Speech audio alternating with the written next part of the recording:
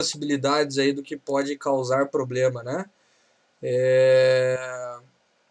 Aí é uma boa pergunta, nunca mudei o host do Discord. Depois vocês me ensinam como é que faz isso, que eu nunca fiz. Pessoal, mas vamos fazer o seguinte, então, se a gente vê que vai travar de novo e não vai ir e tudo mais, vamos fechar pelo menos a parte de JavaScript aqui. Aí o exercício, em vez de a gente fazer em cima do Bootstrap, a gente começa o Bootstrap semana que vem. E aí, com isso que a gente vai ver aqui agora, vocês já conseguem começar a dar uma brincada e pensar como é que aquela aplicaçãozinha ali de afazeres vai funcionar. Então, com isso que a gente vai ver aqui, vocês já vão conseguir ter uma ideia de como dá para fazer aquilo ali. Então, fica daí então essa parte de JavaScript para fazer, e na aula que vem a gente começa a trabalhar em cima do Discord. Clica no servidor ali, daí vai aparecer uma bandeira do Brasil, muda para América do Sul, normalmente melhora. Vamos testar, vamos testar. Configuração do servidor. E...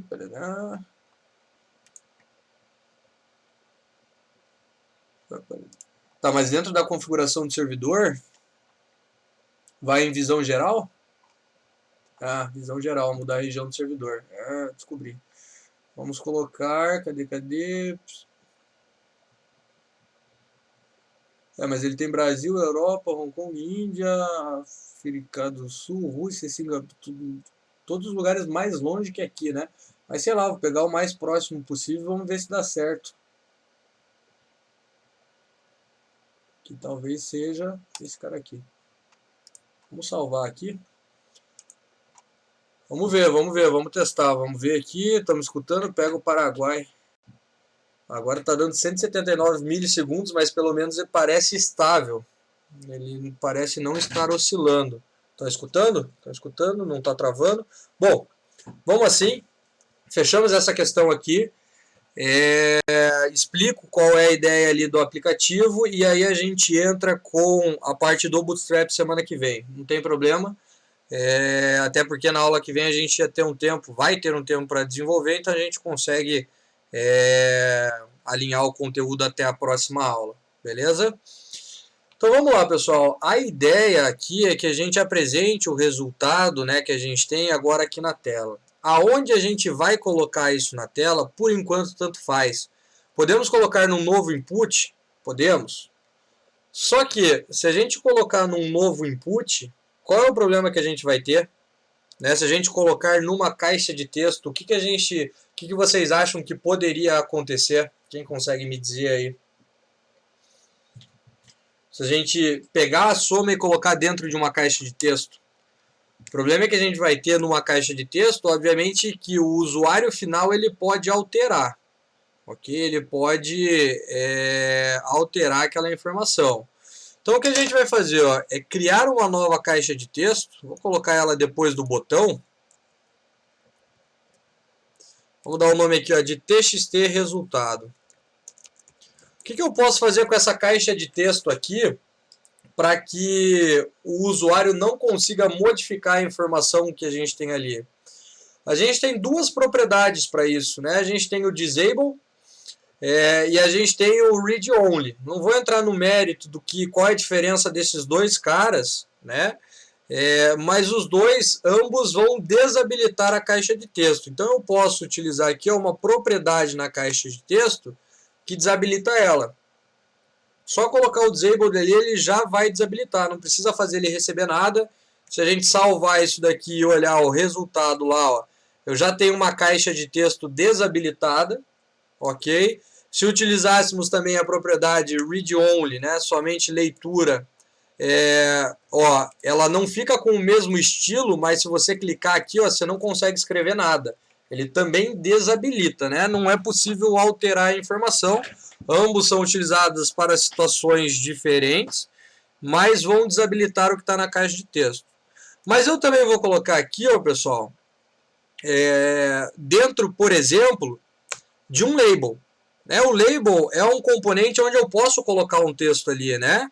Então a gente vai ter aqui um label, e aqui dentro do label a gente vai colocar o resultado, por exemplo. A única coisa, obviamente, que esse label também vai precisar de um ID. Eu vou dar o nome de LBL resultado. Ok? Então, olha lá. Ó. Se a gente olhar ali o que tem na caixa de texto, ó, aqui eu tenho um label e aqui eu tenho a caixa de texto. Dá pra gente colocar as informações, a informação, nos dois lugares. Tanto faz. Por que eu vou mostrar esses dois caras, pessoal? Porque sempre que eu quero colocar uma informação numa caixa de texto, qual é a propriedade da caixa de texto que eu coloco a informação? Eu pego ela do value, mas para pôr a informação eu utilizo o value também ou não? Também. Né? Então, se eu colocar de forma fixa, ó, value recebe qualquer coisa, a gente já vai ter um qualquer coisa ali dentro. Então eu posso utilizar essa propriedade lá no JavaScript para definir a informação. Só que em um label, onde é que eu coloco a informação? E é isso que eu quero mostrar para vocês, para que daí depois vocês consigam construir o exercício ali que a gente vai começar a desenvolver, que é o nosso que é a questão da lista de to-do. Inner HTML, depois a gente vai ver esse cara ali, mas é a propriedade que a gente utiliza para colocar uma informação lá dentro, mas não é o jeito mais correto de colocar. De remover, sim. Mas, por exemplo, o label, pessoal, o texto que a gente tem, ó, ele vai dentro, né? Então ele vai entre a abertura do elemento e até onde esse cara é fechado. Então, qualquer informação de um label vai aqui dentro. Assim como a gente teria, por exemplo, um parágrafo. O texto vai aqui dentro, ok? Então, ele vai dentro do elemento, né? E para a caixa de texto, a gente tem uma propriedade. Então, são lugares diferentes e para a gente colocar essa informação também é diferente, não funciona, né? Não é do mesmo jeito para a nossa caixa de texto e para o nosso label, ok? Então, por isso que eu vou mostrar esses dois lugares, como é que a gente faz para colocar a informação. De forma simples, a forma mais simples que tem é colocar aqui. Nesse cara aqui é um pouco mais, a gente precisa de alguns passos a mais para colocar a informação ali dentro de forma correta, ok? Então, vamos lá. Podemos deixar comentado o alert e o console, né? Ou se quiserem deixar ali também, tanto faz. O que a gente com certeza precisa fazer é recuperar os elementos ali dentro do HTML, então, porque a gente vai manipular aqueles dois elementos, então a gente tem ali o txt resultado e o lbl resultado, tanto faz como é que vocês vão buscar eles, contanto que consigam trazer. Então aqui eu vou ter o txt resultado, ok. Estou utilizando o carry selector e não o get element by id, então a gente vai buscar sempre colocando a hashtag para ir até o id.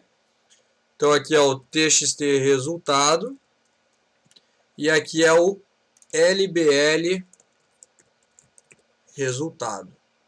E aqui mudamos então também o nome do cara que a gente está buscando. Agora a gente vai colocar a informação lá dentro. Para, pessoal, a caixa de texto é mais simples, porque a gente sabe que tem a propriedade value. Então, sempre quando for uma propriedade, é só pegar, né, o elemento HTML, nesse caso aqui, ó, o txt resultado, na propriedade que a gente quer alterar, que é o ponto .value, e fazer ele receber o resultado. Se quiser concatenar ali com, por exemplo, a palavra resultado, dois pontos, mais aquilo que está na variável soma, perfeito, vai funcionar também, ok? Se quiser colocar só a soma, também sem problema nenhum. Então, sempre que eu quiser modificar uma propriedade, é só pegar o elemento, ponto a propriedade que você quer modificar, pode modificar a borda, a cor de fundo, aquilo que você quiser, não importa. Você vai pegar o elemento do HTML, ponto a propriedade, e vai fazer ele receber aquele novo valor, ok? Vamos salvar aqui, vamos salvar o HTML e vamos olhar o resultado dessa soma, ó, sendo recebido aquilo na nossa caixa de texto, ok? Quando, pessoal, é a propriedade, é fácil de resolver. A gente simplesmente vai até a propriedade e faz ela receber o novo valor. Ponto final, conseguimos manipular a propriedade de um elemento HTML. Quando o texto, né, ele vai dentro do elemento e não dentro de uma propriedade, aí há uma forma da gente fazer, né? O Vinícius disse ali que a gente pode utilizar a propriedade innerHTML. Então, se a gente pegar aqui ó, o LBL resultado, ponto a propriedade innerHTML, que é o HTML de dentro daquele elemento, é isso que essa propriedade diz, né? É isso que essa propriedade vai alterar. Então, todo o elemento que esteja dentro deste cara aqui, né? Então, se aqui dentro a gente tivesse várias coisas, vários elementos, ele vai manipular esse HTML, o HTML de dentro daquele componente ali, ok? Então vamos tirar aqui, ou poderia deixar o resultado, tanto faz, e a gente vai fazer ele receber ó, a mesma coisa. Salvamos lá, e aí vamos ver o resultado disso daqui novamente. Ó. O elemento, sumiu aqui a mensagem porque eu apaguei lá do HTML, vamos mandar somar, e a gente tem, ó, pessoal, o resultado sendo mostrado ali. Só que o que acontece, pessoal? A gente pode fazer assim? Pode. Só que a gente não tem um controle tão grande de como essa árvore de elementos ao final vai ficar. E isso, mais para frente, é bem complicado, né? Então, se a gente tem elementos HTML mais complexos, como tabela, como listas e tudo mais, fica mais difícil da gente manipular isso daí. A forma correta, pessoal, da gente preencher um texto, né? Dentro de um elemento HTML é desta forma aqui, ó. Então vamos lá, eu vou apagar esse cara e aí a gente vai fazer o seguinte: primeiro a gente vai criar esse texto. Então eu posso criar uma variável, mas também não há necessidade, dá para fazer sem a criação da variável. A gente vai ter aqui ó, o texto do resultado. E sempre que você precisar, pessoal, criar um texto, né, e esse texto ele vai dentro do elemento, você vai ter aqui ó, uma função dentro do document que é o create text node. Ele vai criar um nó de texto. Essa é a forma correta de a gente colocar lá, porque depois fica, se a gente precisar manipular isso, fica mais fácil aqui no HTML, no JavaScript. E aqui dentro ó, eu crio o texto. Então aqui dentro eu vou criar o texto, como se fosse ali o resultado, dois pontos, mais o resultado da variável soma. Só que agora, esse texto que foi criado aqui, né, que está dentro dessa variável texto resultado, a gente precisa colocar ele dentro daquele label, né, que é o LBL resultado. Sempre que você precisar, pessoal, tanto para um texto, quanto para um outro elemento HTML. Então, por exemplo, se eu preciso fazer de forma dinâmica aqui no JavaScript, a inserção, claro que dentro do label a gente não vai ter outros elementos HTML, mas vamos imaginar, por exemplo, a situação que a gente vai ter ali no to-do, né, que é o exercício que a gente vai fazer. Não é com lista, mas eu vou demonstrar com lista aqui. Ó. Eu vou ter uma OL. Só que dentro da OL eu não posso soltar o texto aqui, então eu tenho o que? As LIs. Então vejam que dentro deste elemento aqui eu estou colocando outro elemento, parecido com o que a gente está fazendo dentro do label, só que dentro do label vai o texto direto. E dentro da LI a gente vai colocar o texto. Então sempre que você precisar colocar um texto dentro de um elemento ou um elemento dentro de um outro elemento, que isso é bem possível, como a gente viu aqui na lista, e a gente vai fazendo o nosso exercício lá, mais utilizando tabela, aí você, após ter criado esse cara lá no JavaScript, né, então você criou o texto ou criou o elemento, você vai pegar quem vai receber esse cara e vai fazer um append child, né, do texto ou do elemento que foi criado. Então, sempre que você, pessoal, precisar colocar algo dentro, né, de um elemento do HTML, a gente utiliza esse append child aqui, que vai fazer o anexo de um filho, né? Por quê? Porque a gente considera sempre que tem elementos dentro do outro no HTML, então, por exemplo, o body tem esses inputs, o botão, o label e tudo mais, todos esses caras aqui são filhos do body. O body é filho do HTML, o head também, ok? Então essa é a forma correta de a gente anexar os elementos, pessoal, sendo um elemento textual ou um elemento do HTML dentro de um outro elemento já existente, ok? Então vamos salvar aqui, o resultado é exatamente igual ao que a gente viu ali, mas essa, né, é a forma correta de anexar e de, né, ir colocando os elementos ou textos um dentro do outro. Vamos colocar ali, ó, os resultados, chama a soma lá, ó, e aí a gente tem exatamente a mesma informação, só que criando este cara da forma correta. Caso você queira, aí sim vem a utilização correta do inner HTML, pessoal. Limpar, por exemplo, o que está aqui dentro, deste cara aqui, ó. Então, por exemplo, se a gente criasse mais um botão aqui, vamos... Não é esse. Aqui. Label, ok, vamos só fechar aqui, nosso label está aqui, e aí agora a gente vai ter um botão limpar, vai ser o btn limpar. Então quando eu clicar aqui a gente vai limpar os valores que estão ali dentro, ok? Primeiro, vamos fazer a mesma coisa aqui, então o btn limpar, salva lá, com o limpar aqui. E aí vamos ter que, obviamente, criar uma outra função para a limpeza, né? Para o btn limpar, né? Então, criamos o clique do botão limpar aqui. Abre a função, chaves, ok. Nunca esqueça de colocar o ponto e vírgula aqui, né, pessoal?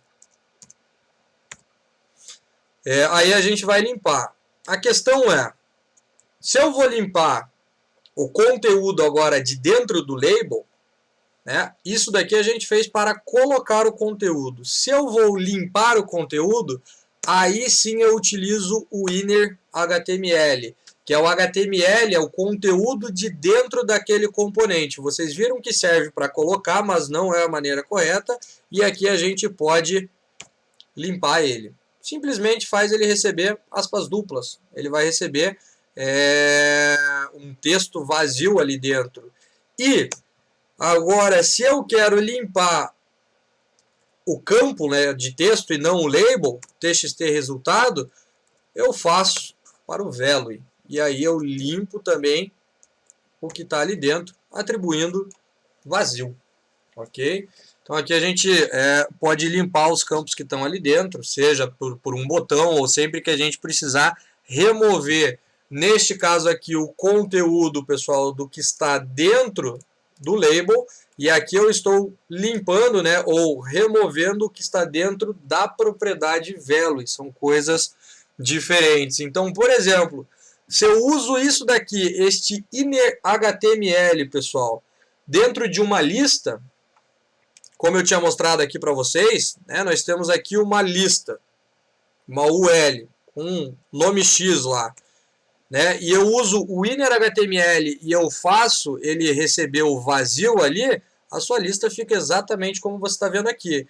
Ah, professor, ele vai limpar o conteúdo dos LIs que tem ali, né, ele vai fazer, né, vamos dizer que a gente tem aqui um LI, ele vai limpar os conteúdos e deixar assim, né? Não. Ele não faz isso, ele faz isso daqui, ó. Ele limpa o conteúdo inteiro, porque você está aplicando, né, removendo o conteúdo de dentro daquele cara ali, ok? Então essa é a diferença, pessoal, da gente utilizar o inner HTML para os componentes que podem receber coisas dentro dele, né, e da propriedade value que vai para uma caixa de texto limpar o seu conteúdo, beleza? E aí, pessoal, vamos salvar aqui e vamos testar ali o nosso limpar também, né? Vamos colocar aqui dois valores.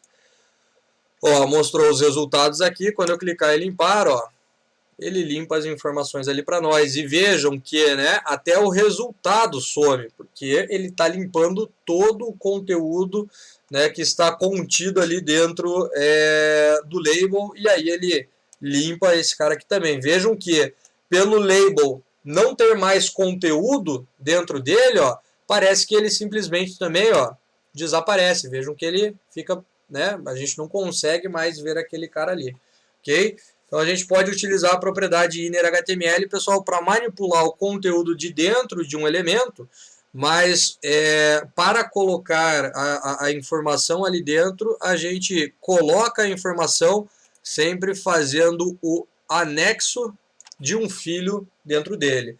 Por mais que esse filho ele seja um nó textual, né, e não um elemento do HTML, ok? Então vamos lá, pessoal. Pergunta, né? Dúvidas aí? Alguma questão, pessoal, que ficou para trás, que vocês tenham dúvida nisso que a gente viu aqui? Então é o seguinte. Qual é a ideia ali?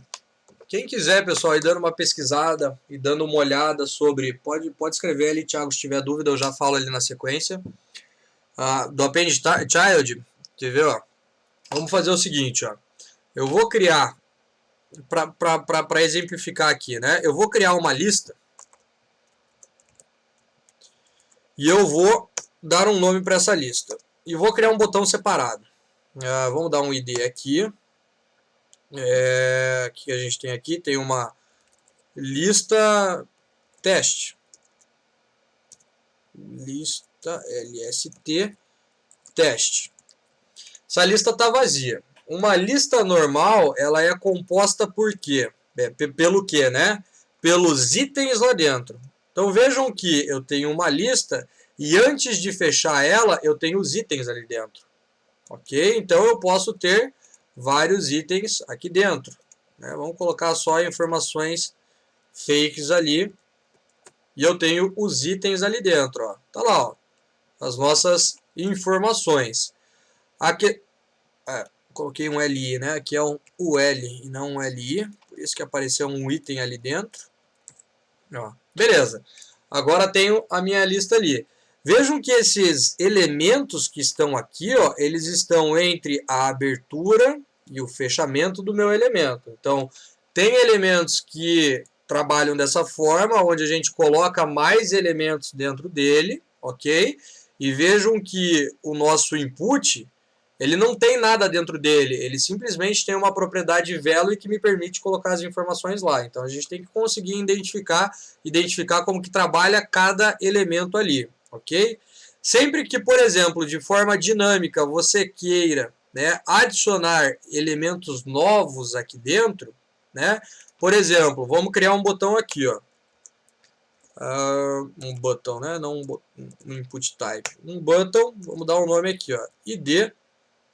Só vou colocar um BR aqui para pular de linha para ficar mais fácil de enxergar depois.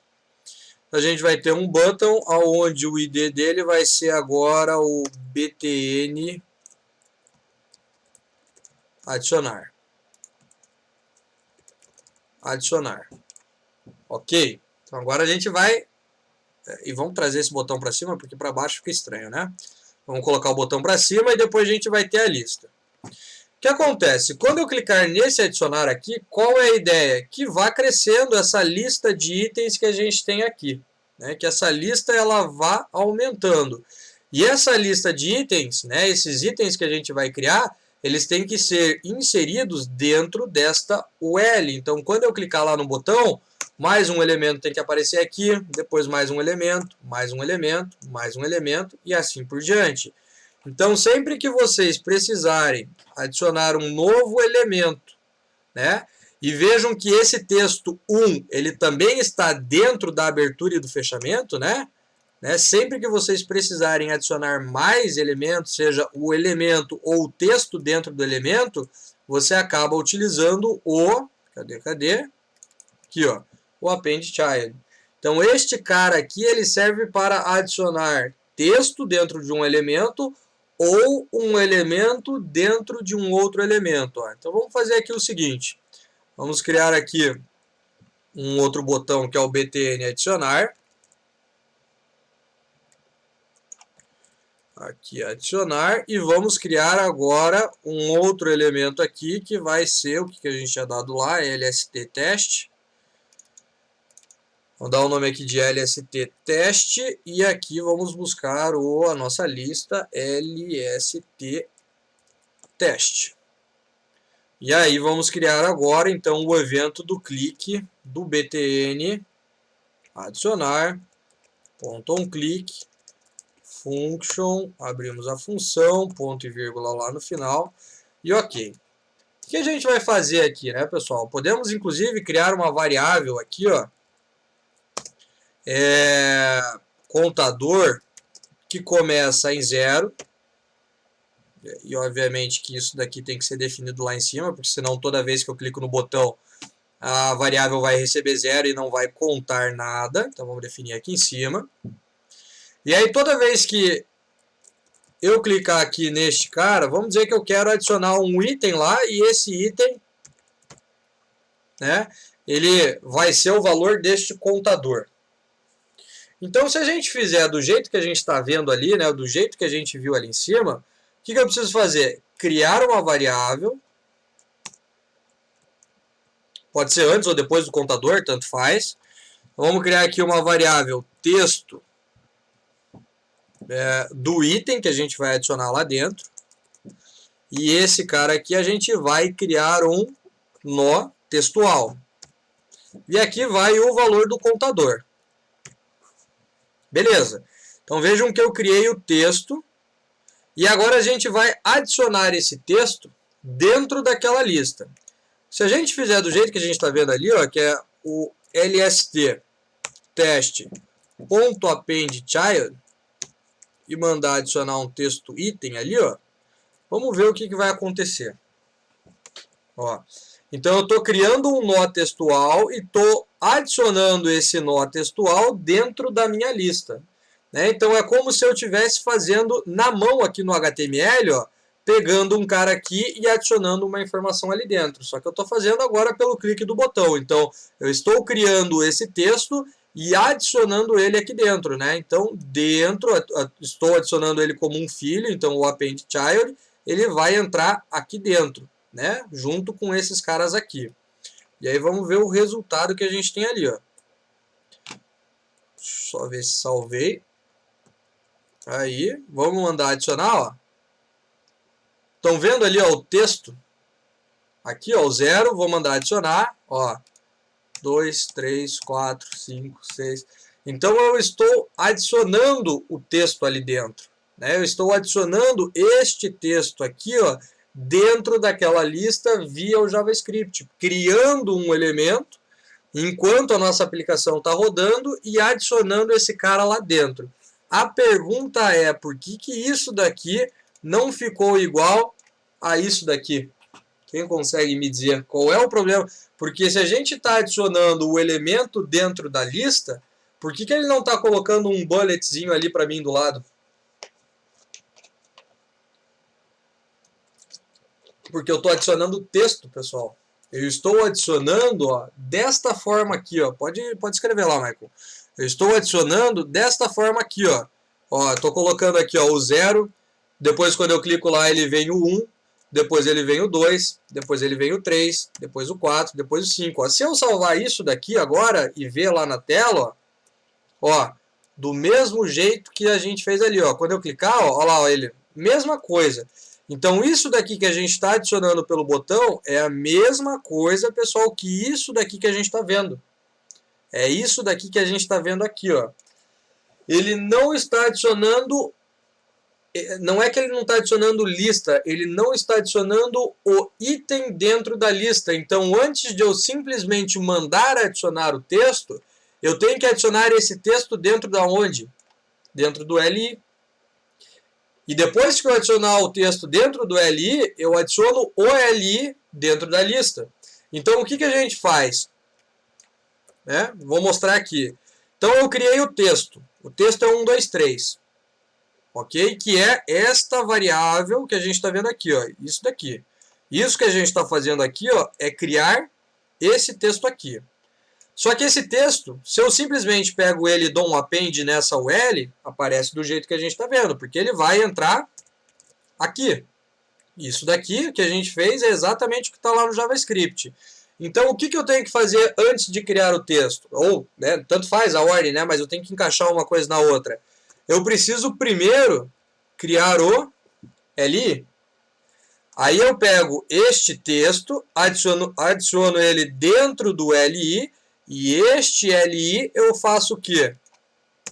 Adiciono aqui dentro.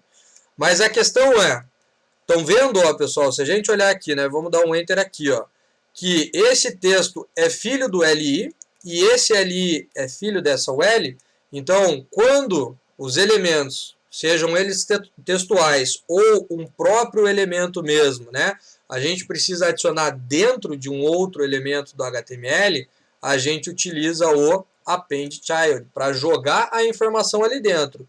Seja um texto, do jeito que a gente viu, e seja um elemento. Só que a questão é, se eu não vou criar um text node, né, na verdade eu preciso desse text node, mas eu preciso de um elemento. O que eu posso fazer então? Já estou quase dando o exercício inteiro para vocês do que preciso fazer durante a semana. Ó. Eu vou criar então, ó, um elemento, o nome tanto faz, né? Elemento lista, por exemplo. E ao invés de, pessoal, criarmos o texto ali primeiro, né? O tanto faz a ordem, depois a gente vai encaixar um dentro do outro. Eu vou criar o que, ó? Create element. Então aqui eu estou criando um elemento, pessoal, de HTML. O que ele pede aqui para mim? Ó, ele simplesmente pede, ó, qual é o elemento que você quer criar. Então agora, ó, neste cara aqui, eu tenho isso daqui, ó. Criei esse LI. Só que agora o que eu tenho que fazer com esse LI aqui agora, que eu acabei de criar ali? Eu tenho o LI, criei ele está solto em qualquer lugar. O que eu preciso fazer com ele? Com este cara ali que eu acabei de criar. Ó, eu tenho ele aqui. Aqui eu tenho o texto, aqui eu tenho o elemento. E aqui eu estou adicionando, né? Depois a gente vai mudar isso daqui. Preciso colocar ele dentro da UL. Beleza. Só que dentro dele tem que ir o quê? Eu tenho ele e eu tenho a UL. Então vejam que, pessoal, eu preciso ir alinhando um dentro do outro. Então este elemento lista está vazio. Se a gente pegar simplesmente este elemento lista e adicionar ele na lista aqui, ó, utilizando o append child, olha lá, ó, elemento lista. Ó, esse cara aqui não está nem sendo utilizado no momento, né? Então eu estou criando um item de lista e estou fazendo o append dele dentro da lista. Vamos ver o que acontece lá agora. Vamos salvar aqui. Deixa eu só tirar esses caras aqui, porque senão vai confundir ali, né? Que era só o exemplo. Vamos deixar ali só o 1, 2, 3 e 4. Ok. Só vamos, ó, vou adicionar. Olha lá, estão vendo que ele criou um bulletzinho ali, mas ele criou sem o texto. Por quê? Porque o texto vai dentro do LI. E o LI vai dentro da UL. E a UL está dentro do meu body. Então a gente tem que ir colocando, pessoal, um dentro do outro. Mas para colocar um dentro do outro, é sempre o append child. Então vamos ver ali como que vai ficar. Ó. Então olha lá, ó. Eu criei o meu elemento da lista. Ele aqui. Eu criei o texto? Criei. Então eu tenho o texto solto aqui. Eu tenho o elemento solto aqui. Agora, o que eu vou fazer? Esse texto eu vou adicionar dentro do meu elemento, né? Dentro do meu, na verdade, aqui não é elemento lista, né? É elemento item. Porque aqui eu estou adicionando o item e, obviamente, não a lista inteira. Então, aqui é o meu elemento do item. Dentro do meu elemento do item, agora, o que eu vou fazer? Ó? Vou fazer o append do meu texto. Ok? Inclusive, se vocês quiserem fazer assim, para deixar mais passo a passo, então primeiro eu crio o item, depois eu crio o texto. Adiciono o texto dentro do item, né? Então, o texto que a gente tem, ó, dentro do meu item, e o meu item eu adiciono dentro da minha lista. Aí sim, ó, vamos salvar aqui, ó. Olha lá, ó. Eu tenho os elementos ali dentro. Então, é uma questão de a gente entender como é que funciona, pessoal, a estrutura de árvore que o HTML proporciona para nós, né? Como os elementos são aninhados um dentro do outro. Vejam que isso daqui é uma situação totalmente diferente de colocar um valor dentro de uma caixa de texto, porque aqui é só a propriedade velo e pronto, acabou. Mas aqui eu tenho que ir montando a mesma árvore, né, a mesma estrutura que nós montaríamos no HTML escrevendo isso na mão. Só que como a gente está fazendo de forma dinâmica pelo JavaScript, né, a gente precisa criar todos os passos na mão. Se a gente enxergar, né, deixa eu ver se o inspecionário ele vai mostrar aqui para nós. Se a gente enxergar aqui, ó, pessoal, a nossa lista, ó, vejam todos os elementos aqui, ó. E daí toda vez que eu clico no adicionar ali, é que aqui ele tá, deixa eu tirar aqui. Ele não, ó, estão vendo que ele vai aumentando ali, ó, clico em adicionar, ó, mais um item ali, ó, clico em adicionar, mais um item ali, clico em adicionar, mais um item ali dentro, ok? Então é isso que a gente está fazendo. Se por um acaso agora eu pegar nesse limpar aqui, LST teste, né, e o inner HTML dela a gente jogar vazio, lembrem-se, ele não vai limpar o texto de dentro do item, ele vai limpar a lista inteira, ó. Vamos salvar aqui. Vamos salvar aqui. Vamos adicionar alguns itens, ó, os nossos itens aumentando aqui, ó. Quando eu mandar limpar, ó, a nossa lista aqui, ó. Ó, não tem mais nada dentro dela. Nada, ó. E aí eu vou adicionando, ó, de novo, ó. E os elementos vão aparecendo ali dentro, ok? Pessoal, isso é uma das coisas que para isso, né, que a gente acaba utilizando bastante o JavaScript para conseguir manipular todas as informações ali dentro, né, para que a gente consiga fazer a manipulação dos elementos que estão ali dentro, ok? Com isso daqui que a gente viu, pessoal, né, inclusive já mostrei mais do que iria mostrar para fazer o exercício. Vocês já conseguem, pessoal, né, com isso que a gente viu aqui, se vocês entenderam certinho, se depois não entenderam, mande mensagem, a gente explica novamente. Mas vocês já conseguem, pessoal, fazer isso daqui, ó, escrever qualquer coisa numa caixa de texto, só que ao invés de adicionar dentro de uma lista, você vai adicionar, ó, dentro de uma tabela. Só que o que muda? Muda a estrutura da tabela. A tabela tem uma estrutura com TR, com TD e tudo mais, e a lista só tem o LI ali dentro, ok? Então, a estrutura da tabela, né, se a gente for olhar aqui, ó, não aqui, porque aqui é o código fonte, tem que ir no inspecionar. Ó, se a gente olhar a estrutura da tabela, vamos abrir aqui, table, ó, tbody, ó, a estrutura de uma tabela é diferente de uma lista, ó. E aí a gente tem que fazer essa mesma estrutura aqui, ó, acontecer aqui no JavaScript, do mesmo jeito que a gente fez aqui. Beleza? Então, meus queridos, fechamos aqui o conteúdo. Então, na aula que vem, pessoal, a gente vai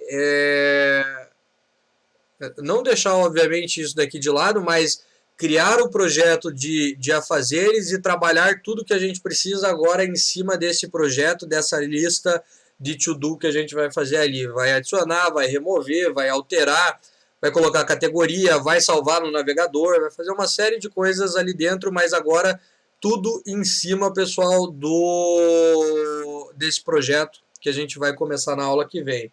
O que eu recomendo, pessoal, né? O que é importante?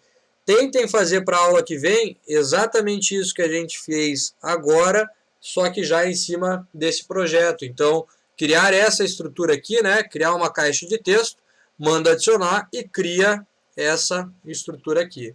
Daí na aula que vem a gente começa a dar uma olhada em Bootstrap e nas funcionalidades que a gente vai criar em cima desse projeto aqui.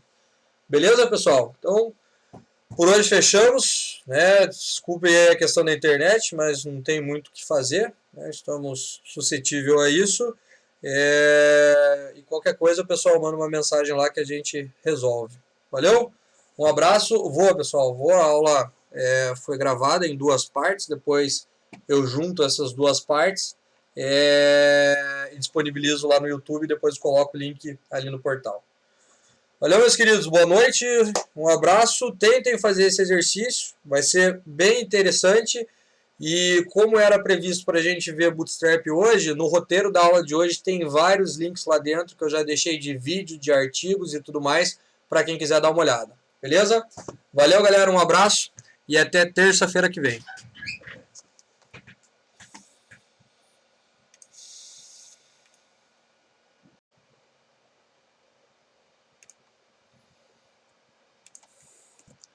Fala, pessoal, boa noite, boa noite. Estão me ouvindo? Tudo tranquilo aí? Certo?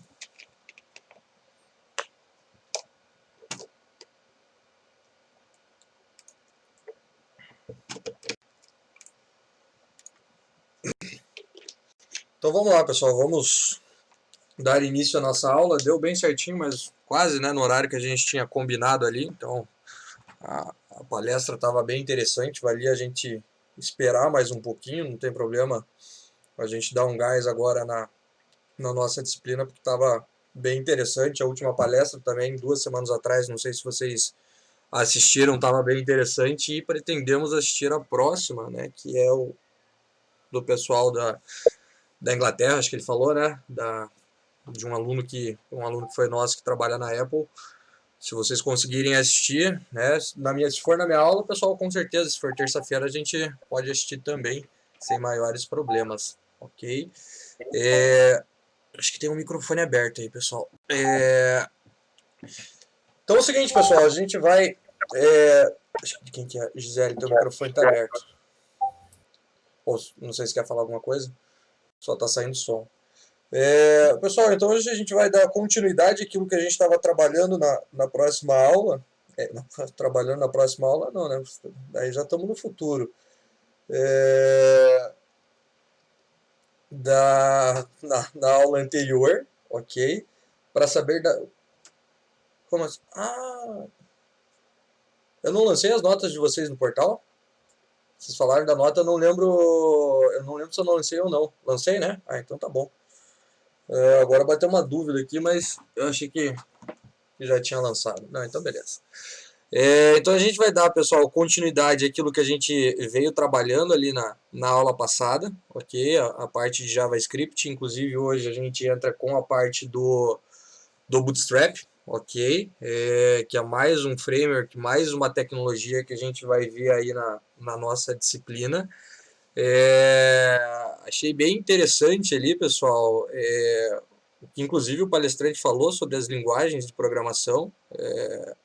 São visões diferentes, como eu disse para vocês, o Java ele tem muito mercado ainda, mas ele não está crescendo que nem as outras tecnologias que vocês viram atualmente, né? O boom do Java, a explosão dele já foi há muito tempo atrás, mas ainda tem bastante mercado, né? Foi o que vocês perguntaram ali na aula passada. Eu acho que não cresce mais do que aquilo, mas ocupando, por exemplo, acho que era 20 e tantos por cento das aplicações que de um todo, né, no geral, é muita coisa, né, muita coisa, muita aplicação construída em Java, mas não é a tecnologia, obviamente, que está em ascensão, né, não, como ele disse ali, tem os frameworks em JavaScript, né, que foi o que eu falei ali para vocês na aula passada, que são os caras que estão, no momento, tudo tem a sua curva, tudo tem o seu boom, mas obviamente, pessoal, que todas aquelas tecnologias que a gente viu ali naquele vídeo da aula passada, no gráfico, são tecnologias que tem muito mercado pela quantidade de aplicações que a gente tem aí, né, para trabalhar. E hoje, pessoal, a gente vai dar uma olhada em mais uma tecnologia, em mais um framework, na verdade, para desenvolvimento web, que é a parte do Bootstrap, né? Então, a gente, até então, para estilizar a nossa aplicação, né, colocar um botão para lá, para cá, mudar a cor e tudo mais, a gente vinha fazendo isso na mão. Então a gente criava os nossos arquivos em CSS e criava os nossos estilos. Vocês já perceberam que não é fácil, né, fazer essa questão, não é fácil fazer, deixar, por exemplo, um botão bonito, posicionar alguma coisa na tela onde você quer, mas é com o CSS que a gente faz isso. E hoje a gente vai dar uma olhada, pessoal, numa biblioteca que é amplamente utilizada aí no mercado, que é o Bootstrap, né? Na verdade, ele é um framework, né, que encapsula lá para nós um monte de funcionalidade, classes e tudo mais, para que a gente não precise fazer isso na mão. Mas, obviamente, que por trás disso, né, deste framework que a gente vai utilizar, tem muito daquilo que a gente já viu aqui nas aulas e, obviamente, muito mais. Ok? Então, a ideia da aula de hoje, pessoal, a gente continuar o que a gente viu na aula passada. Falta algumas questõezinhas ali do JavaScript. Claro que não vamos acabar por aqui com o JavaScript, mas faltou a gente terminar a funcionalidade que a gente estava desenvolvendo ali na aula passada, e daí na sequência a gente começa a trabalhar com o Bootstrap lá nas nossas aplicações. E aí a ideia é o seguinte, pessoal, para a sequência das nossas aulas, a gente vai trabalhar agora em cima de um projeto um pouquinho maior. Geralmente a gente vinha fazendo exercícios menores para entender, né, os conteúdos, os conceitos e tudo mais. E para a sequência, então, da nossa disciplina, em todas as aulas a gente vai trabalhar um pouco de Bootstrap, um pouco de HTML, de JavaScript, para desenvolver, pessoal, onde que eu tinha colocado isso? Acho que era nesse cara aqui. Deixa eu só lembrar onde que eu tinha colocado o aplicativo. Não, JavaScript básico. E a gente vai desenvolver um aplicativozinho, pessoal, né, uma aplicaçãozinha. Depois a gente vai incluindo mais funcionalidades. É uma aplicaçãozinha de afazeres. Ok? Então esse cara aí que vocês estão enxergando na tela, aqui está na primeira versão dele, né, no que ele tem que fazer agora no começo, e depois a gente vai incluindo mais funcionalidades. Então, a princípio aqui a gente só está, né, eu só vou incluindo os afazeres que a gente tem ali, né, a lista de to-do, basicamente. Podemos remover, depois vamos alterar, podemos depois classificar e tudo mais, mas a ideia é que a gente crie, então, uma aplicação com essas tecnologias que a gente está vendo para desenvolver um projeto que nem esse, ok? E aí depois vocês vão ter lá as suas provas, trabalhos e tudo mais, mas basicamente a gente vai a cada aula desenvolvendo novas funcionalidades em cima desse projeto para fechar todo o conteúdo da nossa disciplina lá. Então, apenas para fazer, pessoal, uma revisão daquilo que a gente viu na aula passada, né? Então, a gente simplesmente criou uma paginazinha bem simples ali em HTML, né? Essa paginazinha ela tinha duas caixas de texto e tinha o botão, né, para fazer a soma. E aí, ao final da aula passada, a gente precisava, né, pegar as duas informações ali da caixa de texto e imprimir o resultado no console, ou no alerta, ou depois imprimir ali em algum elemento dentro do HTML. Então a gente vai fechar isso daqui, para que não hajam dúvidas daquilo que a gente trabalhou na aula passada. E daí, na sequência, a gente começa a trabalhar ali com o Bootstrap.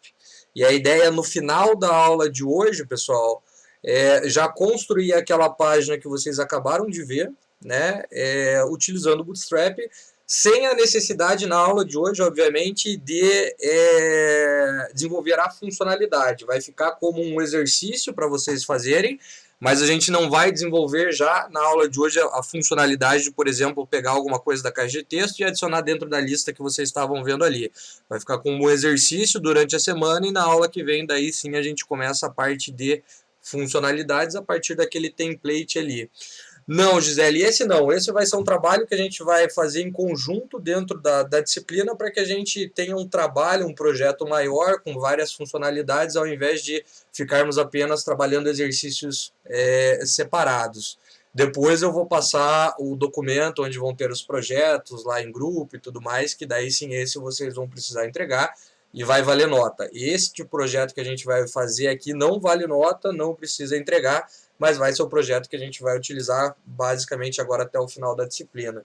Então ali ele está na primeira versão, mas a gente tem mais funcionalidades para inserir dentro daquela primeira versão. Na verdade eu já tenho toda a aplicação pronta, mas aí a cada aula eu vou mostrando para vocês, né? Bem provavelmente a gente deixa o período durante a semana para fazer o exercício, e na outra aula a gente volta fazendo junto, resolvendo as dúvidas e tudo que envolve aí a construção dessa aplicação, beleza?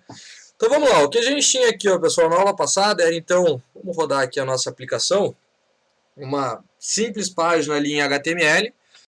Nós tínhamos então as duas caixas de texto e o botão da soma, né? Então agora a ideia é que a gente, ao preencher essas duas informações, clicar nesse cara e começar a exibir essa informação, ok? Essa é a ideia do começo da nossa aula. Então, apenas fazendo uma revisão daquilo que a gente fez na aula passada, né, pessoal?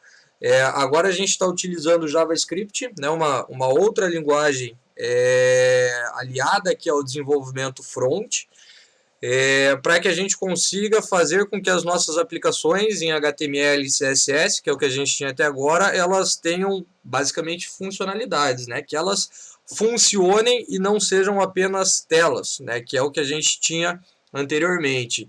Então, JavaScript é uma linguagem, pessoal, interpretada que vai rodar sempre no navegador, do lado do cliente, né? O cliente é sempre o navegador, e tudo aquilo que a gente desenvolve em JavaScript, né, não vai depender de um servidor para que a gente consiga fazer aquilo funcionar, né? Então, como eu disse lá nos primórdios da internet, dos navegadores, né, e da onde a coisa realmente começou, quando a gente tinha uma situação dessa, a gente pegava esses dois números aqui, clicava em somar, era feita uma requisição para um servidor, não importa qual é a tecnologia, podia ser Java, podia ser das tecnologias que a gente tinha naquele momento, e a Java foi naquele momento, pessoal, em que Java começou a ser dominante, que Java começou a aparecer para o mundo. Basicamente essas informações elas iam até o servidor, né, até uma aplicaçãozinha que ficava esperando esta requisição. O servidor processava para nós e nos dava uma resposta, né? E aí, obviamente, os programadores, o pessoal da época, né, que trabalhava na construção dos navegadores, né, do protocolo, da internet e tudo mais, viram a necessidade de criar uma linguagem que funcionasse do lado do navegador, para que justamente a gente economizasse essa quantidade de requisições que a gente faz, né? Então, para que a gente possa, na nossa aplicação, pessoal, trabalhar com JavaScript, a gente viu que é possível a gente criar uma seção de scripts dentro do nosso HTML, assim como é possível criar uma seção para definir os estilos em CSS, mas é muito importante que a gente organize o nosso projeto e que cada arquivo tenha somente a responsabilidade daquilo que ele tem que fazer. Então a gente acabou criando um arquivo lá, né, o DOM da turma B.js, ok? Que é o arquivo, né, onde a gente vai começar a programar e escrever os scripts relacionados a esta página, a essa aplicação. Então o JavaScript, pessoal, é uma das funcionalidades dele, porque ele obviamente pode fazer muita coisa, faz muita coisa atualmente. Uma das funcionalidades do JavaScript é conseguir manipular esses elementos que estão aqui, né? Tanto pegando informação, trazendo a informação que está ali dentro, colocando informação para clicar no botão, para criar um elemento, né? Vejam que naquela lista de afazeres ali, a gente vai preencher uma lista. Então, a gente vai precisar criar elementos do HTML no JavaScript e trazer eles para dentro da página. Então ele consegue manipular, pessoal, essas informações, né, esses elementos que a gente tem dentro do HTML. Consegue dar o ar do que você acha de Flutter? Cara, depois do final da aula eu posso falar assim, sem problema. Posso dar uma palhinha sobre o que eu acho do Flutter. Mas vamos deixar ali para o final da aula. Senão daí a gente começa a falar e aí dá para falar bastante, né? Sobre várias coisas. Acho que na aula passada você iria explicar a diferença do DOM. Não, na verdade, assim, por que eu dei ambos ali, né, Thiago? Os nomes dos arquivos que a gente cria aqui, pessoal, tanto faz, ok? O main eu tinha criado como um arquivo JavaScript principal, que é o que significa o main, só para que a gente conseguisse ver os exemplos do que a gente pode fazer de forma básica, né, aqui no JavaScript, como as variáveis, como as impressões, as estruturas e tudo mais. E aí eu criei o DOM, né, porque vejam que toda vez que a gente vai buscar, que é o que a gente está fazendo nesse arquivo, manipulando os elementos do HTML, então toda vez que a gente manipula os elementos do HTML, pessoal, a gente manipula o DOM, né, por isso que eu dei o nome daquele arquivo de DOM, e eu já vou falar o que é o DOM. Mas o nome que você colocar ali, tanto faz, o arquivo vai funcionar, né? Só para a gente conseguir separar o que a gente viu no primeiro arquivo do segundo arquivo, que era a parte básica para a parte de manipulação dos elementos, né? Então, só por isso porque eu poderia dar o nome do arquivo de A e de B, ok? Mas então aqui, como a gente começou a manipular, né, os elementos que a gente tem no HTML, eu acabei dando o nome de DOM, que é uma sigla, pessoal, que vocês vão ver bastante, né? O DOM basicamente é o nosso documento, né? HTML após ele ser renderizado pelo navegador. Porque obviamente que o que a gente vê aqui é uma junção daquilo que vem do HTML junto com o CSS mais o que a gente coloca no JavaScript. Então a gente manipula os elementos do HTML e o nome deste documento ao final, deste cara que a gente vê aqui renderizado, a gente acaba chamando ele de DOM, ok? Vejam que, né, pessoal, o JavaScript, ele consegue manipular, vamos abrir aqui os dois arquivos, ele consegue manipular esses caras aqui, né, os elementos que estão dentro do HTML, ok? A gente não viu, inclusive não é nem comigo que vocês vão ver, o professor Jason, né, eu dou algoritmos e estrutura de dados para a turma A, mas vocês provavelmente ainda não chegaram em árvore, né? Por quê? Porque a forma com que a gente cria, pessoal, né, por que eu estou falando isso? Porque a forma com que é criado um elemento HTML, ele é em forma de árvore, né? A árvore é como se fosse a árvore, pessoal, faltou o termo agora que a gente tem dos... esqueci o nome do termo, mas é a árvore que a gente tem da família lá. Faltou o termo agora, daqui a pouco eu lembro. Onde a gente tem lá os nossos avós, e daí vão descendo os nós lá e tudo mais. Vocês já lembraram qual que é, eu esqueci aqui. Muito obrigado, genealógica, exatamente. E o elemento HTML, uma página HTML, pessoal, ela tem a mesma estrutura, porque se a gente olhar, qual é o elemento mais ao topo que a gente tem? A gente tem o HTML, né? Aí depois a gente teria dois nós, né, duas folhas descendo para o head, né, e depois para o body, e aí a gente vai construindo uma árvore, né? A estrutura de um elemento HTML é em forma de árvore. E o JavaScript consegue manipular, pessoal, esses elementos que estão dentro dessa árvore, né? Uma das funcionalidades do JavaScript por isso, né, que a gente geralmente acaba utilizando o JavaScript ali. Aí o que acontece? Para que a gente consiga manipular esses elementos que estão dentro da nossa página em HTML, pessoal, obviamente que primeiro a gente precisa conseguir encontrar eles ali dentro, para depois a gente pensar no que a gente vai fazer com cada elemento que a gente tem ali no HTML. Então as duas formas que basicamente a gente tem, pessoal, mais comuns, porque existem mais formas da gente encontrar elementos dentro do HTML. Então, basicamente, as duas formas mais comuns que a gente tem para encontrar um elemento, pessoal, dentro do HTML é utilizando, né, o document. Quando a gente chama o document, é o nosso elemento, né, o nosso documento em HTML. E aqui a gente pega o elemento pelo ID, ok? E aqui embaixo, né, na forma de baixo, a gente pega por uma forma de selecionar, né? E essa forma de selecionar é exatamente como a gente já viu em CSS. Então, o Query Selector me permite selecionar qualquer elemento da mesma forma que a gente conseguia selecionar esses elementos lá no CSS. Então, quando eu digo que tem a hashtag e na sequência eu coloco um nome, eu estou dizendo que eu vou pegar um elemento, né, ou eu vou tentar encontrar um elemento chamado identificado, na verdade, né, pelo txt número 2. Se vocês utilizam, pessoal, este método aqui, o getElementById, vocês só conseguem pegar pelo ID. E aí vejam que não há nem a necessidade da cerquilha, né, da hashtag ali na frente. Por quê? Porque essa função só vai buscar os elementos pelo ID. Então, pessoal, primeira coisa que a gente precisa fazer é encontrar esse elemento lá no HTML. Tanto faz a forma que vocês vão encontrar ele. Não importa se vocês vão pegar ele pelo ID ou pelo Query Selector.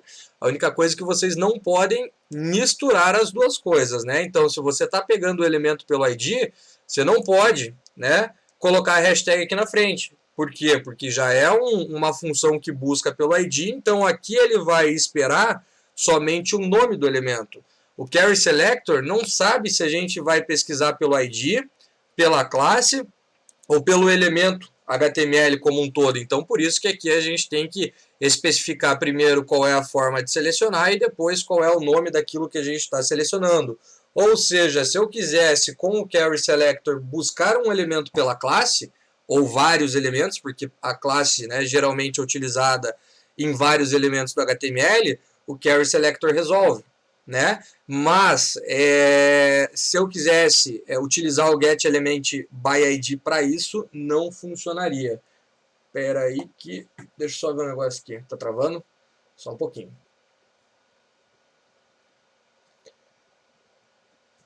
Só um minutinho. Câmbio. 1, 2, 3. Voltou. 1, 2, 3. Estamos escutando? Label. Voltou. Então voltou. Beleza. Se travar, daí eu saio ali de novo, entro. Mas inclusive eu esqueci o negócio fazendo download aqui, então vamos liberar toda a internet, né, para a aula. Então, pessoal, essa é basicamente a diferença das funções que a gente tem ali para buscar o elemento. Na verdade, não importa qual é a função que você vai utilizar, contanto que você consiga trazer o elemento, né, para o seu script. Para todo mundo tá cortando agora ou porque ali a voz está aparecendo tranquilo? Estão escutando? Tá ok? Tá ok? Então beleza. É que tem aqui a medição dos milissegundos da voz, né? Então tá verdinho, tá funcionando. O importante então, pessoal, é trazer os elementos. Né? Se você vai utilizar o getElementById, ou se você vai utilizar o Query Selector, ou se você vai utilizar outras funções que existem para trazer os elementos para o seu JavaScript, não importa, contanto que você consiga trazer esse cara. Beleza? E aí, inclusive, se der tempo, a gente vai ver um outro carinha, né, que é o jQuery, que é uma biblioteca desenvolvida em JavaScript, que fica mais fácil de selecionar o elemento lá no HTML. Né? Fica mais fácil ainda de a gente trazer esse cara. Mas e obviamente que o jQuery faz mais coisas, mas uma das grandes funcionalidades dele é a forma de conseguir buscar esse elemento lá no HTML, ok? Mas o importante, pessoal, é sempre conseguir trazer. Para você fazer, pessoal, um primeiro teste, né, e ver se você conseguiu trazer o elemento, né, para o seu JavaScript, sempre traga este elemento dentro da variável, Ok. E, André, não, eu não disse ainda a diferença entre variável e let. Isso daqui vai nem nessa aula ainda, mais para frente a gente vai ver isso. Ok? Por enquanto a gente só está trabalhando com variáveis. Mas é importante a primeira coisa, né? É trazer este elemento para o seu JavaScript, guardar este elemento, pessoal, dentro de uma variável. Por que a gente faz isso? Porque, obviamente, que no decorrer aqui do nosso script, se eu precisar trabalhar com este elemento aqui, eu não preciso toda hora ficar escrevendo essa sintaxe e pedindo para o nosso JavaScript encontrar esse elemento toda hora. Então, eu vou uma vez lá no meu documento, busco esse elemento e coloco ele dentro dessa variável. Então, fica mais fácil de eu manipular, porque agora eu só manipulo através desta variável aqui, que a minha caixa de texto número 1, depois a minha caixa de texto número 2 e depois o meu botão. E para você ver, pessoal, se deu certo ou não, é sempre importante você imprimir, né? Nem que seja ali no console, o elemento que você trouxe, né? Vamos pegar aqui o número 2 ou o número 1, para você ver se realmente você conseguiu trazer aquele elemento para cá. Por quê? Porque se de repente você utilizou um carry selector aqui e esqueceu de colocar hashtag, ele não vai conseguir encontrar o elemento, né? Se de repente, né, você utilizou o getElement by ID, mas confundiu com o carry selector e colocou este cara aqui, ele também não vai trazer. Então, às vezes você acha que a sua programação, né, o seu script está errado, mas na verdade você não conseguiu trazer o elemento para cá, ok? Então é sempre importante primeiro trazer, imprime ele ali no console. Se você vê que ele imprimiu o seu elemento, né, e a informação não veio nula, aí sim você trouxe o elemento e aí você consegue trabalhar com todo o componente ali no JavaScript. Então se a gente salvar aqui, ó, vamos salvar os dois arquivos, acho que ele já está executando ali.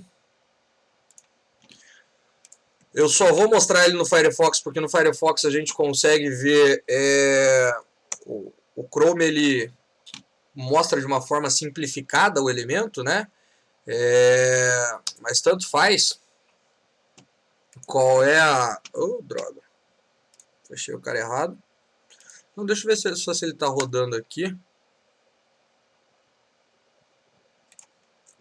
Deixa eu ver um negócio aqui.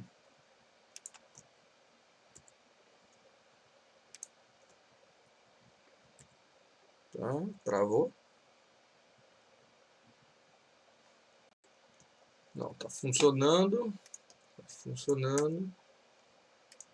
Deixa eu ver. Ah, tá. Tava... É que abriu duas instâncias do Firefox. Entendi ali o que estava acontecendo.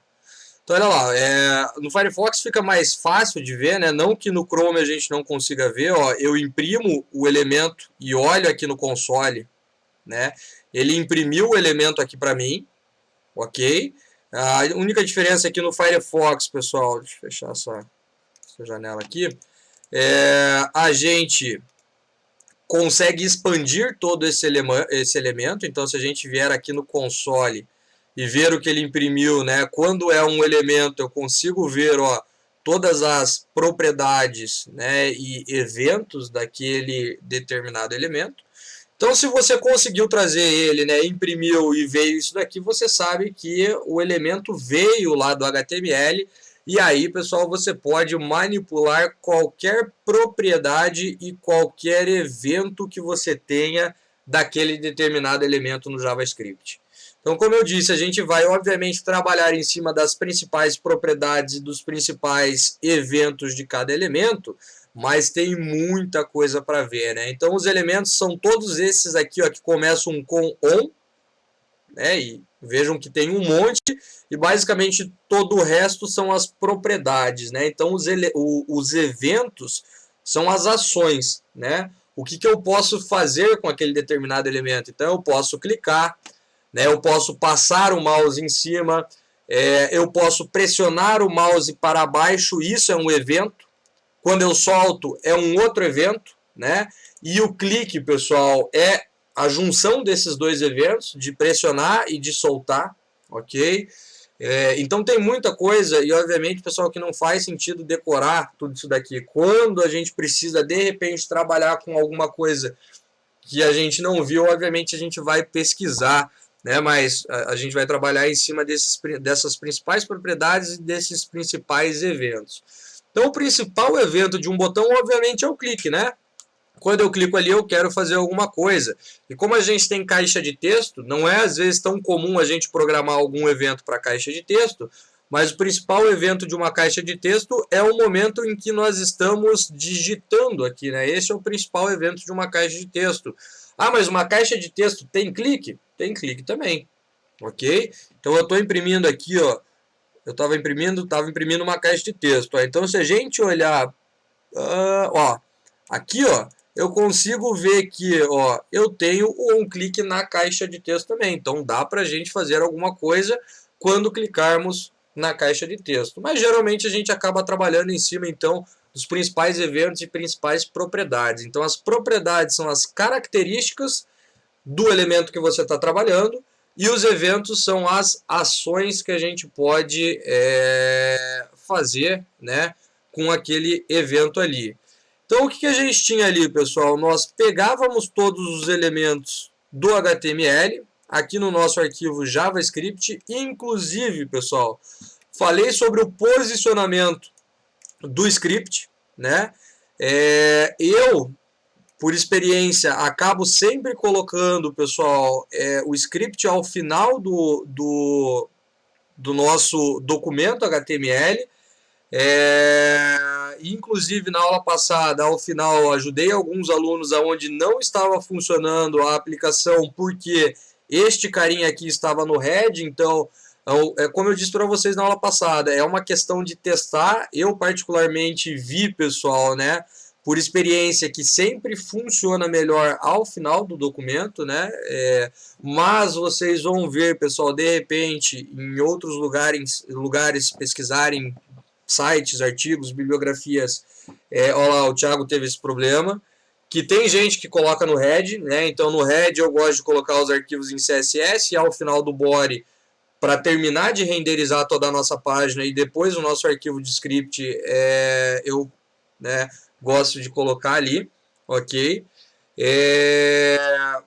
Mas então ao final da aula passada a gente recuperou esses caras e aí nós vamos deletar isso daqui. Criamos o clique do botão. Então sempre que a gente for criar o clique do botão, né, ou de criar um evento de um determinado componente, nós podemos fazer assim, chamar a variável que recebeu o elemento lá do HTML, ponto, o nome do evento. Detalhe, tem várias coisas aqui que não vão autocompletar, né, não vai ter aquele contra-espaço maroto de sempre ali, né, que nos ajuda bastante. Então, se eu escrever um evento do BTN somar Diogo, agora eu tenho um evento Diogo que obviamente não existe, ok? Então a gente tem que saber, pessoal, qual é o evento que a gente vai trabalhar, quais são as propriedades, porque tem muita coisa que não vai autocompletar. E como é um script e não é compilado, a gente só vai conseguir ver o problema na hora que executar isso daí e bem provavelmente sai alguma informação no console.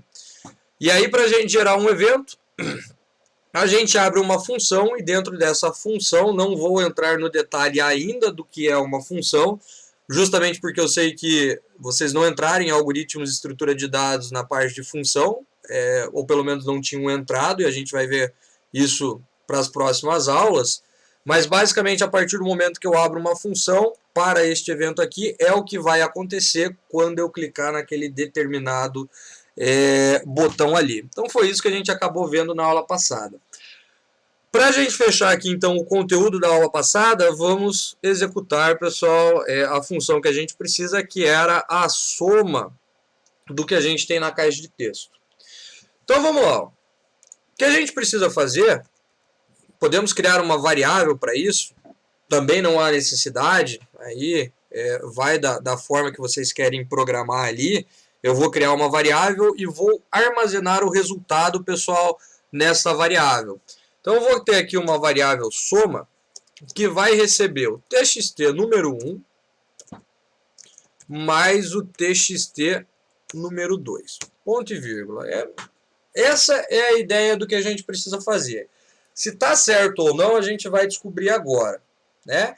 E aí a gente poderia, por exemplo, apresentar aqui no alerta a soma. Já falei para vocês que o alerta não é uma forma correta de ficar mostrando mensagem na tela. A gente vai ver mais para frente, mas por enquanto a gente tem esse cara. Podemos exibir no console também a informação, ok? Mas por enquanto a gente tem isso daqui.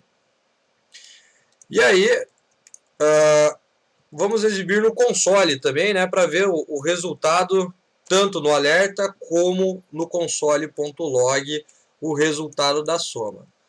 Antes da gente executar isso daqui e ver o que vai acontecer, pessoal, quem já consegue me dizer se isso vai dar certo ou não? Porque o que a gente precisa é fazer a soma e apresentar o resultado. Mas olhando para isso daqui, isso daria certo ou não daria?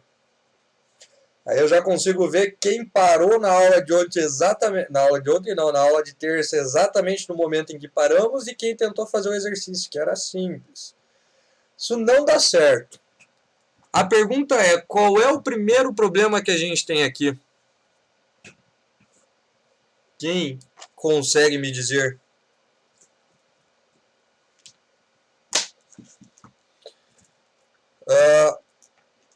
Variável...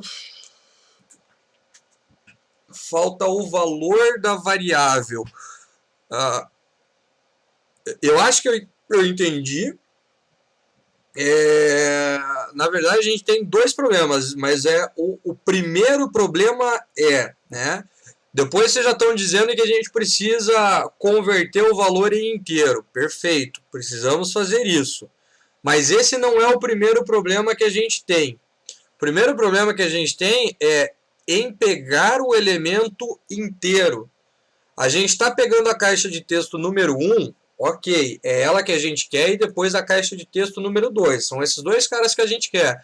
Mas o que a gente quer da caixa de texto? Exatamente, a gente quer o valor da caixa de texto. Então tomem cuidado, né? Geralmente a gente vai pegar o valor da caixa de texto, é a forma mais comum de utilizar isso, mas a gente precisa especificar que a gente quer o valor da caixa de texto, ok? Porque uma caixa de texto é composta por vários atributos, né? Já falei lá, cor, fonte, tamanho, largura, altura e qualquer coisa do tipo. Então, pessoal, a gente precisa especificar o que a gente quer da caixa de texto, dizendo que queremos o ponto value da caixa de texto. Legal. Pegamos o valor. Eu vou rodar ali, pessoal, daí eu vou desconectar e conecto de novo para ver se melhora. Mas então, rodem isso daqui, preencha as informações, clica no botão e vê o que aparece. Eu vou desconectar e conectar de novo, beleza?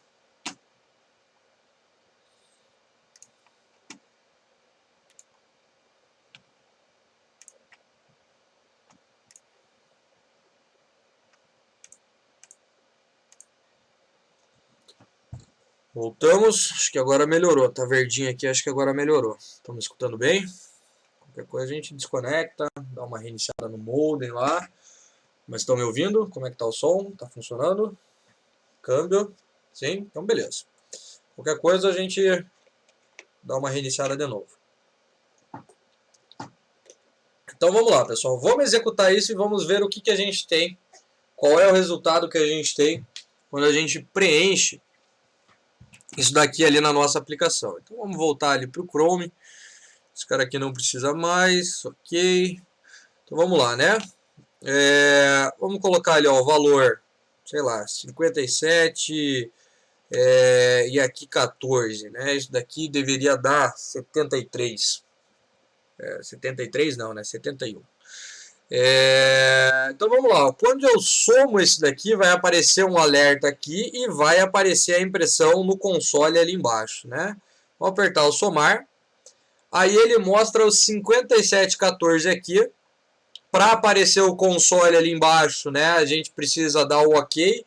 Esse é um dos motivos, pessoal, da não utilização de um alerta, porque a nossa aplicação fica parada esperando o clique no OK. Ok? Vejam que não aparece nada ali embaixo, né? Então a gente acaba não utilizando isso daqui com frequência, só em situações muito específicas que o cara precisa realmente dar um clique ali, né? Mas aí a gente tem esse resultado aqui, 5714, né? Ó, quando eu dou um OK, agora a informação aparece ali embaixo para nós no console. A pergunta é, o que a nossa aplicação fez, pessoal? Ela não somou os valores, ela fez o quê? Não me fale em juntar. Qual é o nome que a gente tem para isso? Juntou.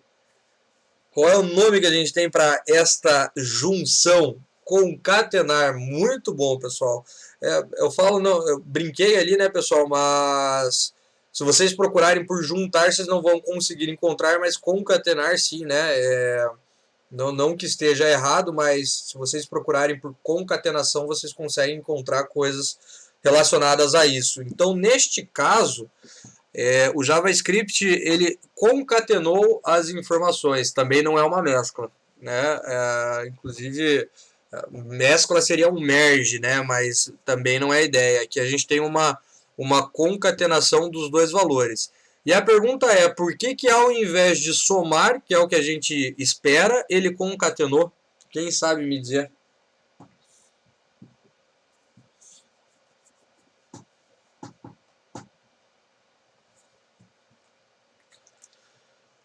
Porque ele está lendo, pessoal, exatamente. Se vocês derem, né, aquele type of que a gente viu na aula passada ali, né, deste cara aqui, né, se você der um console.log do tipo, né, desta variável, né, ele vai mostrar que esta informação é uma string, pessoal. Por quê? Porque qualquer caixa no mundo criada, pessoal, uma caixa de texto, obviamente, criada em qualquer tecnologia que vocês vejam, não importa qual é a tecnologia, se é em Flutter, se é em Java, se é em Android, C Sharp, qualquer coisa. Sempre que vocês pegarem, pessoal, o valor de uma caixa de texto, isto vai retornar como uma string, como um texto, justamente porque uma caixa de texto aceita qualquer coisa, ok? Também vai ser um texto. Também vai ser um texto. Sempre uma caixa de texto ela vai retornar, pessoal, para vocês. Por mais que seja um número que esteja lá dentro, ele vai voltar um número como se fosse um texto. E aí vai do programador trabalhar essa questão. Ok? Porque uma caixa de texto, obviamente, é uma caixa para que a gente possa criar e colocar qualquer coisa ali dentro. E aí vai da nossa percepção ver o que é necessário para que a gente consiga ter o resultado esperado. Então, pessoal, sempre que eu pegar uma informação de uma caixa de texto, volta uma string.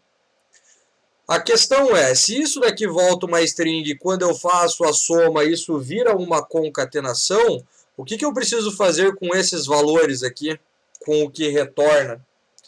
É exatamente o que vocês falaram ali em cima. Eu preciso converter este valor, pessoal, para o tipo que a gente quer. Então, volta uma string, mas a gente precisa converter para o tipo que a gente quer. Vejam que em C não, mas existem essas funções, mas quando a gente faz a leitura de uma informação do teclado, como a gente já utiliza a máscara lá, né, que é a porcentagem D, porcentagem I, F, ou o cara que vocês estão lendo, já vai vir para o valor, né, para o tipo que vocês precisam. Aqui a gente precisa fazer isso, não é bom, porque retorna uma string e a gente tem que converter isso para inteiro. Para converter, né, pessoal, uma string, um texto, né, vocês vão se acostumar agora a não falar mais em caractere, em texto, vão ouvir bastante o termo string.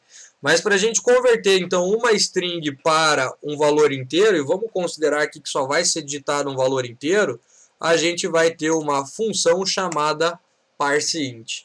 A questão é, eu faço parseInt de cada valor e depois mais um parse int para esse cara, ou eu faço um parse int disso daqui, colocando entre parênteses a soma que a gente tem ali. A gente converte cada valor ou converte o resultado final? Cada valor, pessoal. Por quê? Porque lembrem-se que a programação é resolvida de dentro para fora como matemática. Então, primeiro isso daqui seria resolvido e depois seria convertido para inteiro. Então, haveria a concatenação, o 5714 que a gente viu ali, ou qualquer dois números que a gente coloque lá, e depois esses dois números seriam convertidos para inteiro. Então, a gente precisa parsear, né, fazer a conversão desse cara, a gente pode chamar de parse ou de conversão, individualmente. E tomem cuidado, pessoal, né? Parse int, o int é em letra maiúscula. Se você colocar aqui o i, ó, vejam que inclusive já muda a cor e seria uma função nossa, mas essa função não existe. Então, maiúsculas e minúsculas, elas são levadas em consideração na hora que a gente programa, ok? Agora sim, pessoal, então eu converto essas duas informações e mostro o resultado ali na tela, né? Vamos salvar isso daqui. Vamos voltar aqui para a nossa aplicação. Vamos colocar um valor que a gente sabe que vai dar. Então aqui tem que dar 246. Manda somar. Tá lá, ó, 246. Depois que eu clico aqui, 246 ali. Ok?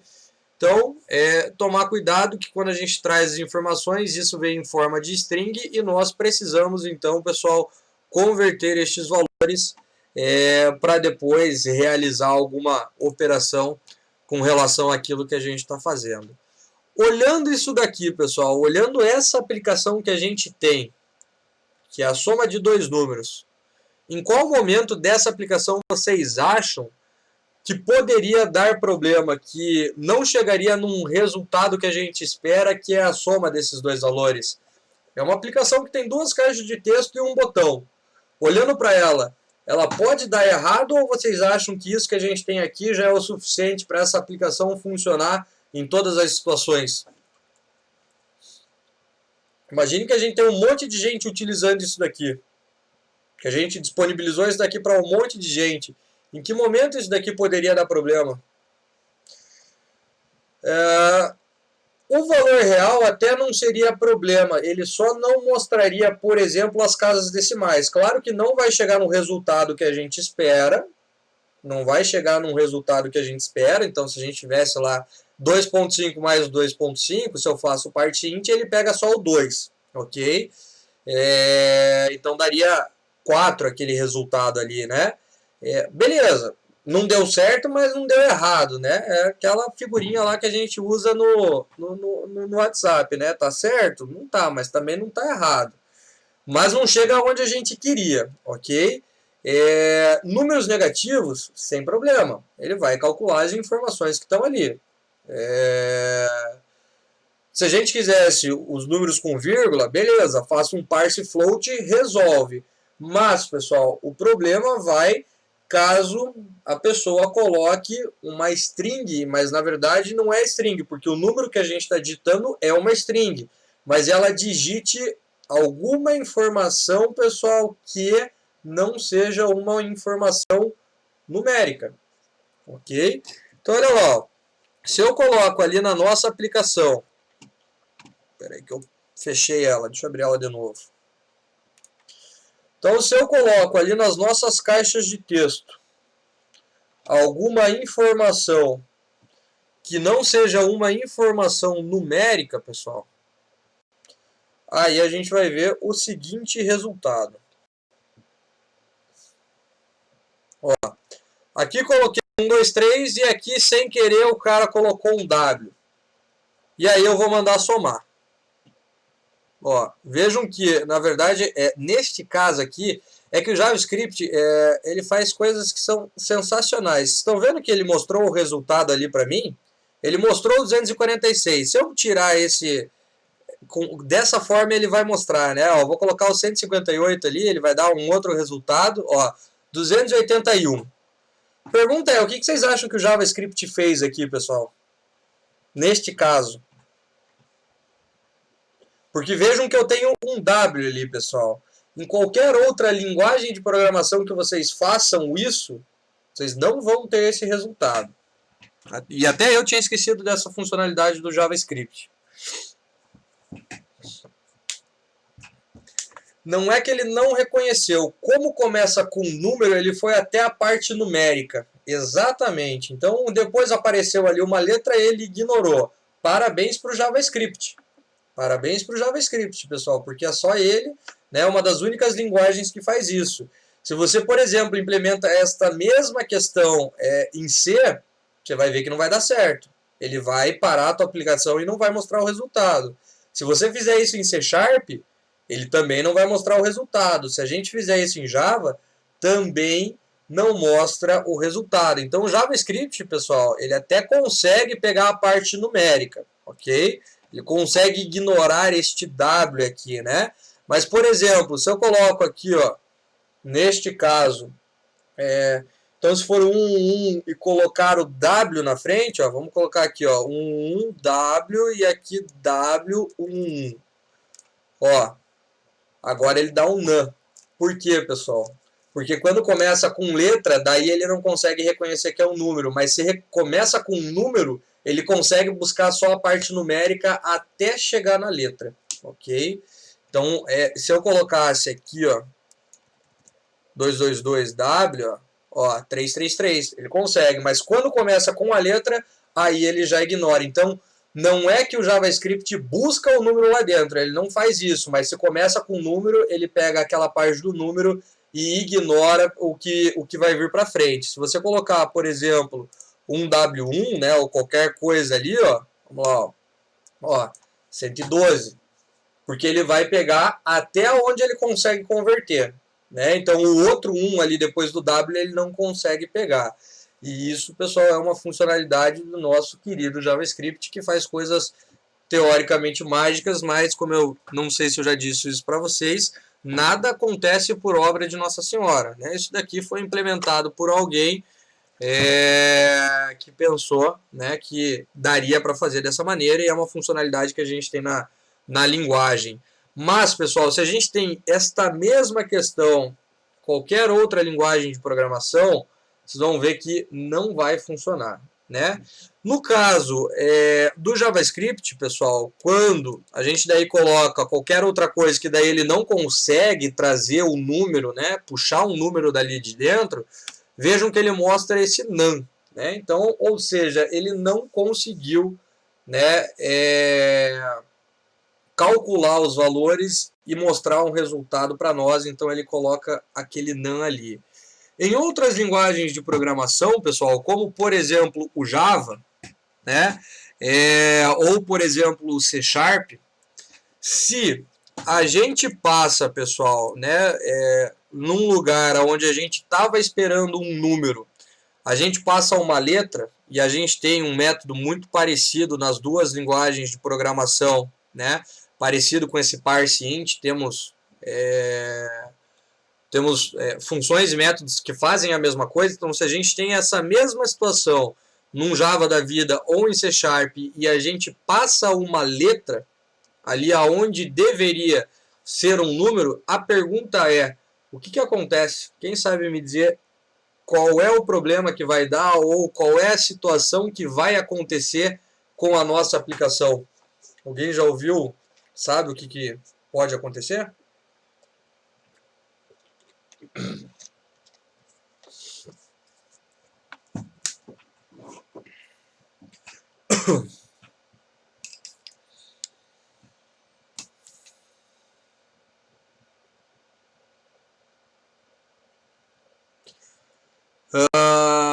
No meu programa em C ficou em loop e travou, porque o C, pessoal, ou ele fica em loop e trava, ou ele para de funcionar, né? No C ele também trata um pouquinho diferente, por exemplo, como se fosse em Java e em C#. Mas, pessoal, porque o C ele não lança, que é o que eu vou falar agora, exceção, né? Exceção, pessoal, não é um erro de sintaxe. Todo erro que a gente tem no nosso código antes de compilar ou mandar executar É um erro de sintaxe, é porque eu escrevi alguma coisa errada, algo que não vai funcionar e eu tenho que alterar para que a nossa aplicação funcione, né? Como se, por exemplo, eu esquecesse aqui o N, né? Tirasse ali, estivesse errado. Então a gente tem erros de sintaxe.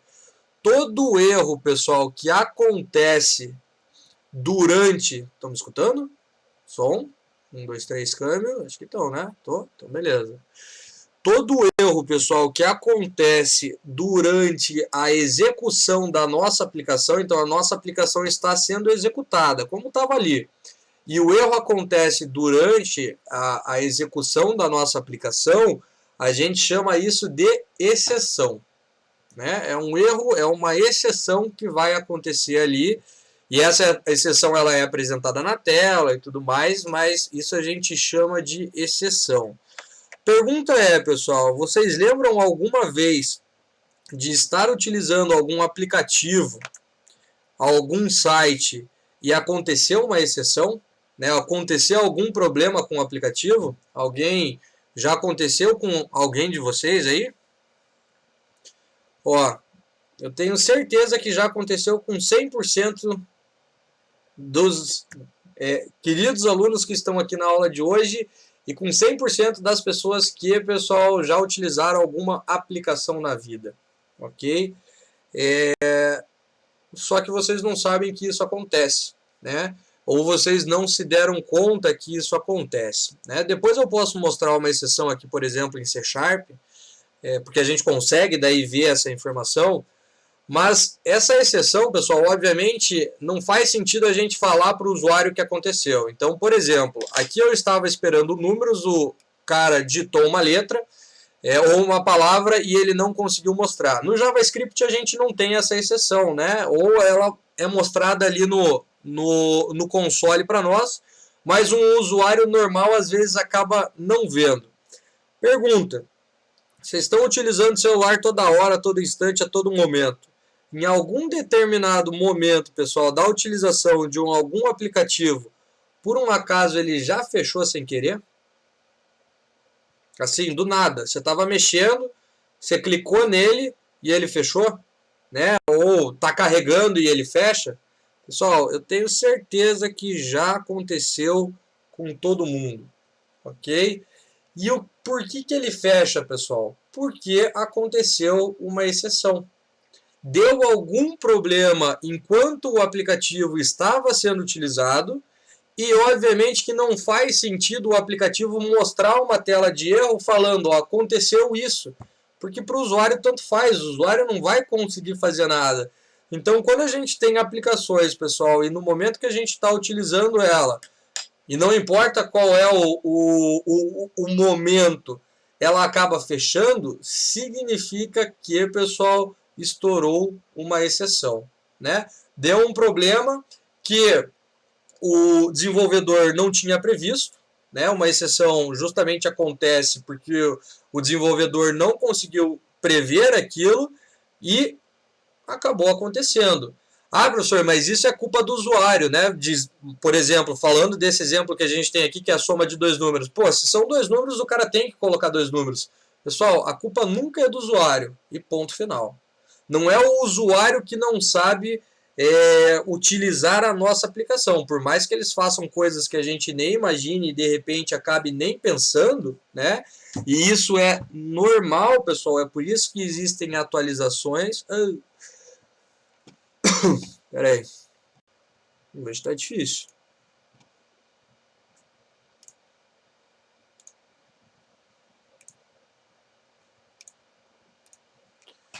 Voltamos. Voltou. Não, ixi, tá meio vermelhinho o negócio aqui. Meu ping tá lá em cima. Tá me escutando? Não, né? Tá travando. Pera aí, deixa eu fechar aqui tudo. 2 minutinhos eu já volto.